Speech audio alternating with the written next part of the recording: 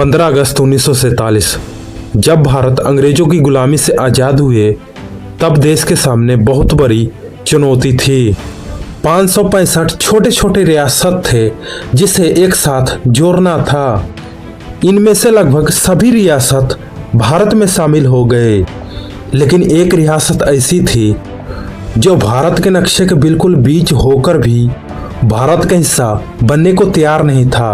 वो था हैदराबाद।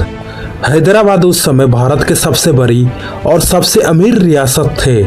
इसके राजे थे मीर उस्मान अली खान, जिन्हें दुनिया का सबसे अमीर व्यक्ति में गिना जाता था। हैदराबाद के 85% आबादी हिंदू की थी, लेकिन हुकूमत मुस्लिम निजाम के हाथों में था। निजाम चाहते थे कि हैदराबाद एक आज़ाद देश बने रहे, जबकि नक्शे के हिसाब से हैदराबाद भारत के दिल में बसा था। ऐसे में उसे अलग छोड़ देना भारत के लिए बहुत बड़ा खतरा था। सरदार वल्लभ भाई पटेल ने इसे भारत के पेट में कैंसर कहा था, जिसे ठीक करना बहुत जरूरी था।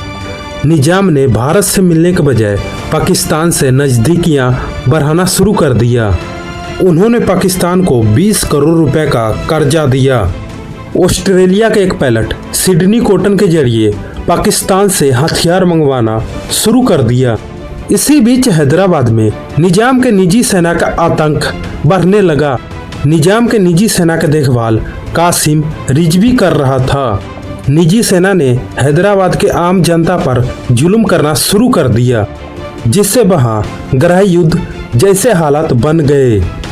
जब कूटनीति का सारे रास्ते बंद हो गए, तब वल्लभ भाई पटेल ने सेना कार्रवाई का फैसला लिया और इस मिशन का नाम दिया ऑपरेशन पोलो।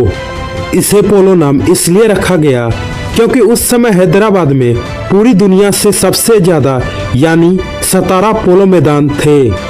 13 सितंबर 1948 की सुबह भारतीय सेना हैदराबाद पर हमला किया। इस अभियान का देखभाल जनरल JN चौधरी कर रहे थे। भारतीय सेना ने दो तरफ से धावा बोला, पश्चिम में सोलापुर से और पूरब में विजयवाड़ा से। निजाम का सेना शुरुआत में मुकाबला करने की कोशिश की, लेकिन भारतीय सेना के टैंकों और विमानों के सामने ज्यादा देर टिक नहीं पाए। ये युद्ध 109 घंटे यानी कि 5 दिनों तक चला था। निजाम के सैनिक का हौसला टूट चुका था और कासिम रिजवी की धमकी धरी की धरी रह गई।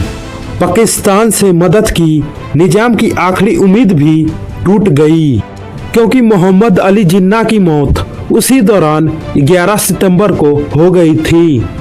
17 सितंबर 1948 की शाम को निजाम की सेना ने हार मान ली। शाम की 5 बजे हैदराबाद की रेडियो पर निजाम ने खुद कहा, हमने हार मान ली है, अब हम युद्ध नहीं करेंगे।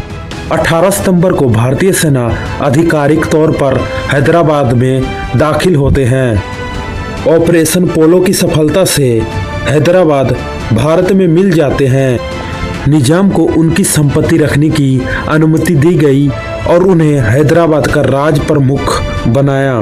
कासिम रिजवी को गिरफ्तार कर लिया गया, जो बाद में पाकिस्तान चले गए। इसी तरह सरदार पटेल की मजबूत इरादा और भारतीय सेना की प्रयास ने भारत की अखंडता सुरक्षित की। ऐसे ही रियल स्टोरी के लिए हमारे चैनल को सब्सक्राइब करें। धन्यवाद।